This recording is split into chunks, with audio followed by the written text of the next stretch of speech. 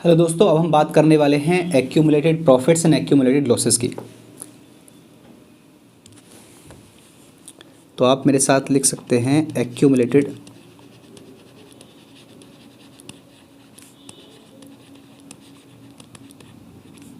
Profits और accumulated losses.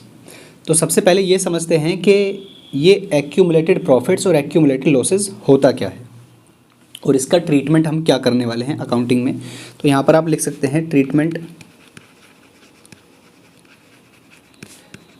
Of accumulated profits and accumulated losses. तो इसको कवर अप करने के लिए आप मेरे साथ एक बैलेंस शीट बनाइए।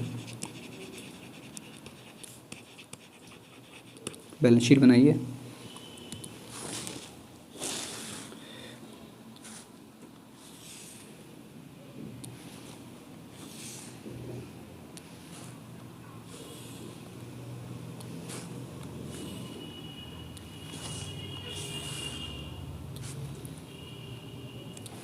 इस बैलेंस शीट में जो ये लेफ्ट वाली साइड है इसको हम बोलते हैं लायबिलिटी साइड और इस साइड को हम बोलते हैं एसेट साइड। ठीक है। अब यहाँ पर लायबिलिटी साइड में कुछ चीज़ें ऐसी हैं जिनको हम बोलते हैं एक्यूमुलेटेड प्रॉफिट्स, जैसे कि reserve fund, general reserve,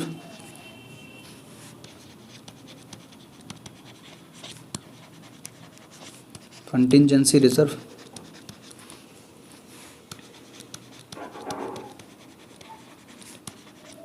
workman compensation reserve,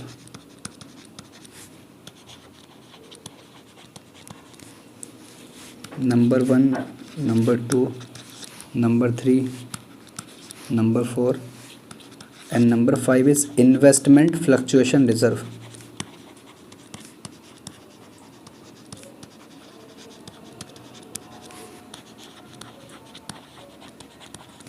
And number 6 is profit and loss account. Bracket में लिख लीजिए क्रेडिट बैलेंस। और अगर एसेट साइड की बात करूं तो यहां पर आप लिखिए नंबर 1 इज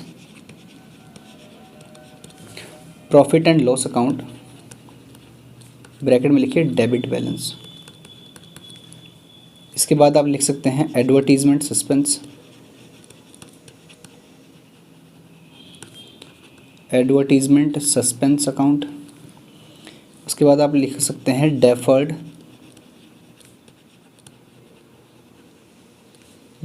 रेवेन्यू एक्सपेंडिचर।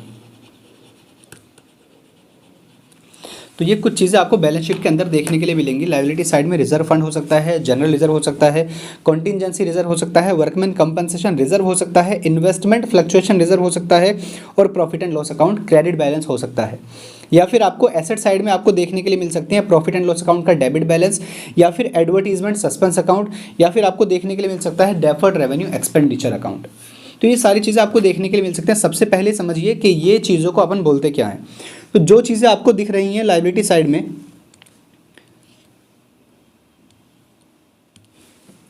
इनको हम बोलते हैं एक्यूमुलेटेड प्रॉफिट्स, एक्यूमुलेटेड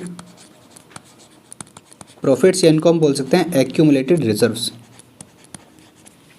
और ये जो आपको एसेट साइड में दिख रही हैं इनको हम बोलते हैं एक्यूमुलेटेड लॉसेस। दूसरी बात आप ये लिख लीजिए, जितने भी एक्यूमुलेटेड प्रॉफिट्स या रिजर्व्स होते हैं जो आपको लायबिलिटी साइड देखने के लिए मिलते हैं, ये सभी क्रेडिट बैलेंस होते हैं, क्योंकि लायबिलिटी में है तो क्रेडिट बैलेंस हो गए। वैसे ही जो एसेट साइड में लिखे हैं सारे डेबिट बैलेंसेस होते हैं, डेबिट नेचर के अकाउंट्स होते हैं, डेबिट नेचर के बैलेंसेस होते हैं। अब हम ये समझते हैं कि ये एक्चुअली ये एक्यूमुलेटेड प्रॉफिट्स क्या है और एक्यूमुलेटेड लॉसेस क्या है, इसको समझते हैं। देखिए फॉर एग्जांपल ये हमारे पास एक बैलेंस शीट है, ठीक है। यहाँ पर मैं कहता हूँ कि ए ने अपने बिजनेस में लगा रखे थे, यानी कि ए के जो कैपिटल था दैट वाज 1 लाख। अब मान लेते हैं कि ए को हुआ है 10,000 का प्रॉफिट। आप याद कीजिए क्लास 11th में हम नेट प्रॉफिट कहाँ ऐड करते थे, कैपिटल में। तो ए का कैपिटल है 1 लाख रुपीज़। अगर वहाँ पर नेट प्रॉफिट होता तो 10,000 कहाँ ऐड करते, यहाँ पर। तो हमारे पास दो तरीके हैं, या तो हम कैपिटल में ऐड कर लें या फिर डायरेक्टली ऐसा भी कर सकते हैं कि हम कैपिटल बाहर लिख दें और वहीं पर 10,000 नेट प्रॉफिट लिख दें। अब पार्टनर क्या करता है, बिजनेस का मालिक क्या करता है कि अगर 10,000 रुपीज़ ये as a net profit balance sheet के अंदर पड़ा रहेगा तो हम कभी भी इसको इस्तेमाल कर लेंगे। तो पार्टनर बोलूँ या फिर बिजनेस का मालिक बोलूँ तो वो क्या करता है, इस 10,000 के नेट प्रॉफिट में से कुछ पैसा निकाल के सेव कर लेता है, जिनको हम बोलते हैं रिजर्व्स। फॉर एग्जाम्पल 5,000 उसने सेव कर लिया, तो इसके नेट प्रॉफिट में कितना बचेगा, 5,000। अब इसने ये चीज़ें अपने कैपिटल में ट्रांसफ़र नहीं करी हैं अभी तक, ये रिजर्व भी इसी कैपिटल का हिस्सा है और ये जो नेट प्रॉफिट हुआ है ये भी मालिक का ही हिस्सा है, ये भी मालिक को ही देना है। तो इसीलिए इनको बोलते हैं एक्यूमुलेटेड प्रॉफिट्स या एक्यूमुलेटेड रिजर्व्स, यानी ऐसे पिछले सालों के रिजर्व जो अभी तक पार्टनर्स के कैपिटल में गए नहीं हैं, सिर्फ बैलेंस शीट के अंदर हमें नजर आ रहे हैं। तो क्या ये रिजर्व, क्या ये नेट प्रॉफिट कैपिटल का हिस्सा है, आंसर इज यस। क्या ये पार्टनर्स को देना चाहिए, आंसर इज यस। क्या ये मान लो 3 पार्टनर्स हैं और इसमें से सी रिटायर हो गया, ए बी सी में से सी रिटायर हो गया, तो क्या ये हिस्सा जो रिजर्व है, ये जो प्रॉफिट है, क्या ये ए बी सी तीनों का है या फिर ए या बी का है, answer is A B C तीनों का है। क्यों, क्योंकि इन तीनों ने ही इसको रिजर्व को या प्रॉफिट को कमाया था या इन्होंने प्रॉफिट में से रिजर्व को ट्रांसफर किया था। वैसे जो चीज़ें आपको एसेट साइड में मिलती है उनको हम बोलते हैं एक्यूमुलेटेड लॉसेस, यानी पिछले सालों में हुए लॉसेस को हमने एक्यूमुलेट करके अपनी बैलेंस शीट में एसेट साइड में दिखाया हुआ है। अब इनको ट्रीट कैसे करते हैं, इनका ट्रीटमेंट बहुत ज़्यादा ईजी है। जैसे मैंने कहा कि लायबिलिटी साइड में आपको देखने के लिए मिलेंगे एक्यूमुलेटेड प्रॉफिट्स, नेचर क्या है, क्रेडिट, किसके हैं, पार्टनर्स के हैं। अब ये हमें ट्रांसफ़र करने हैं पार्टनर्स में, पार्टनर्स में ट्रांसफ़र करने हैं। पार्टनर्स में ट्रांसफ़र करेंगे तो एंट्री क्या बनेगी, आप सोचिए, सारे के सारे एक्यूमुलेटेड प्रॉफिट्स क्रेडिट नेचर के हैं। जब ये बिजनेस से ट्रांसफ़र होंगे इनको ख़त्म करना पड़ेगा, और जब ये ख़त्म होंगे तो क्रेडिट की जगह क्या हो जाएंगे, डेबिट। तो एंट्री बन जाएगी accumulated profits debit to old partners. Old partners किस रेशो में, हमेशा ध्यान रखिए, ओल्ड रेशो में। वैसे ही अगर मैं एक्यूमुलेटेड लॉसेस की बात करूं तो ये किस नेचर के होते हैं, डेबिट नेचर के होते हैं। अब डेबिट वाली चीज़ों को अगर आप ख़त्म करेंगे तो एंट्री में क्या करेंगे, क्रेडिट, किसको, एक्यूमुलेटेड लॉसेस को। तो डेबिट में आप क्या लिखने वाले हैं, डेबिट में आप लिखने वाले हैं old partners capital, old partners capital, किस रेशो में, ओल्ड रेशो में। एक एग्जांपल मैं आपको समझाता हूँ। Example number 1, A B and C are 3:2:1 partners.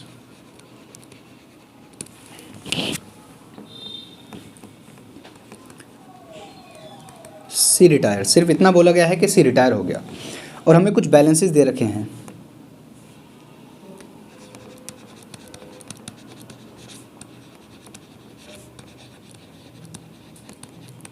Contingency reserve 6,000,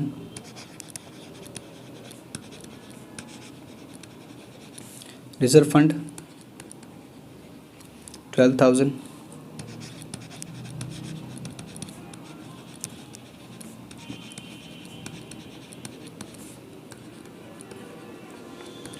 $24,000,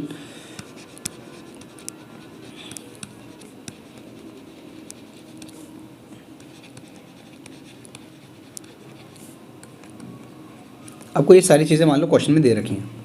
अब आप सबसे पहले ये समझिए कि इसमें से कौन सा एक्यूमुलेटेड प्रॉफिट है और कौन सा एक्यूमुलेटेड लॉस है। ये कॉन्टिजेंसी रिजर्व और ये रिजर्व फंड, ये दोनों क्या हैं, accumulated profit.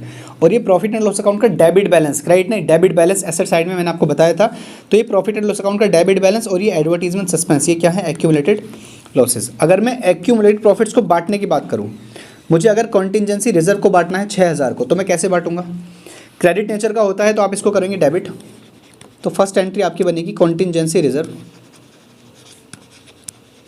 Contingency reserve account debit 6,000। और ये आप किसको दे दोगे, तीनों पार्टनर्स को। 3 पार्टनर्स थे यहाँ पर, ए बी सी, रेशो क्या था 3:2:1।